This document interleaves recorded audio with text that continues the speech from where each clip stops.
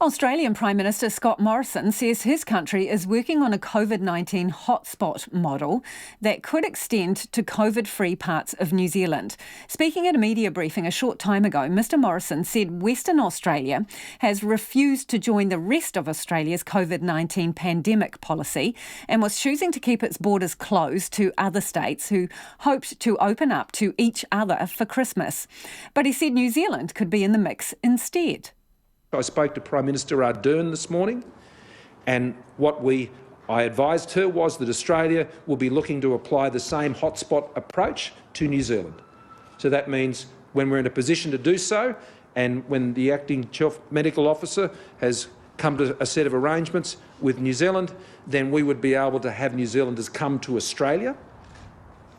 That doesn't mean Australians can go to New Zealand. That's a matter for Prime Minister Ardern.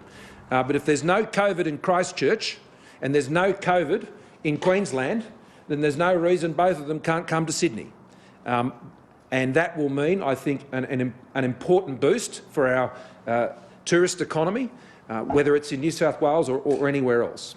And so Prime Minister Ardern was very happy to have further discussions on that. Scott Morrison was asked if Australian states open to each other by Christmas, if that could also include New Zealand.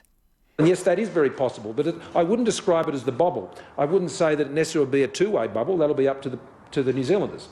But if we can get to a position where we understand how the hotspots can be identified in New Zealand, then that would mean, hopefully, between now and then, we may well be in a position for New Zealanders to come to Australia and experience Australia, which will be great for our tourism industry, and we'd welcome that.